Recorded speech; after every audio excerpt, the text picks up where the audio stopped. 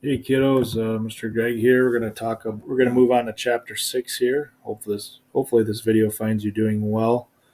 Chapter 6, section 1 is funding a business. Make sure you read that in your ingenuity and fill out the section bookmark. Please type more than 1 to 2 sentences in your bookmark per number. I docked a lot of you for being a little short and lazy on some of them. Those should be filled out like you did in class. So here we go. Types of funding.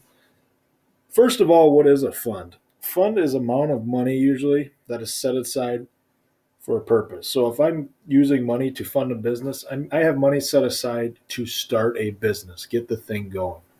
Now, there's many types of ways to get funding for a business. First one is debt funding, is when you get money by borrowing it. You can borrow money from a bank, a friend, an angel investor. These are ways to get money to get your business going. So debt funding is when you borrow money. Um, Debt capital on the business owner side of it. When you get debt capital, that's when you borrow money to get the business running. Part of debt funding. It's a flip side of that.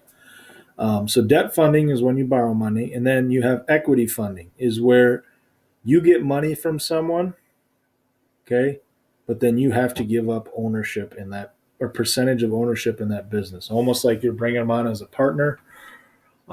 So if I needed $100,000 to start a business and I have 80,000, but I'm 20,000 short, I might bring my buddy John in, and he'll give me $20,000, and I might give him 30% of the business.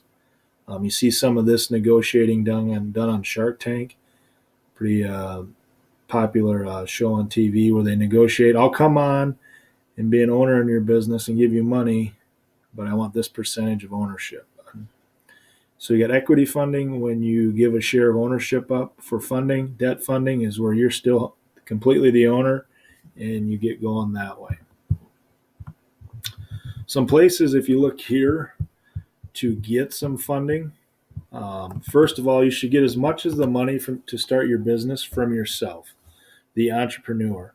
Okay. Get as much there.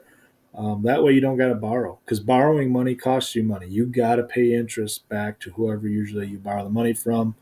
So it's just a little tougher that way. Can be done. But family and friends, sometimes your moms, dad, uncles, grandpas can borrow you money for businesses. Don't think that's a good idea, because that can end badly and wreck friendships and families. So be smart with that. Don't take advantage of them. Angel investors are people who provide money to a business in exchange for debt equity. So we talked about debt investors up there, or not debt equity. It should be, yeah, debt equity. Sorry, these are the people like off the Shark Tanks that will say, "Hey, I'll give you $20,000 for 10% ownership." Okay, they're looking for the next big thing. They're investing in your business because they feel like you're going to do good. Okay, and then you have banks. Banks are there to give monies to get a loan from a bank. You're going to need a business plan, which is basically a put together plan of what your business idea is, from the idea to your products to how many employees to your background, experience in this market or industry, how much money you need, how much money you're putting in, all these different things. So the banks know that you're serious. Okay, competitors, all that stuff. So banks is another one. I would know those.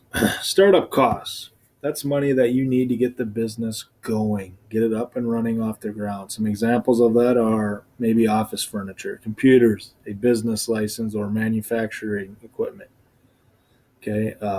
Operating expenses are costs to the businesses basically associated with running the business. There's two types of operating costs: variable and fixed. Anything with a variable cost in business means it can go up and down.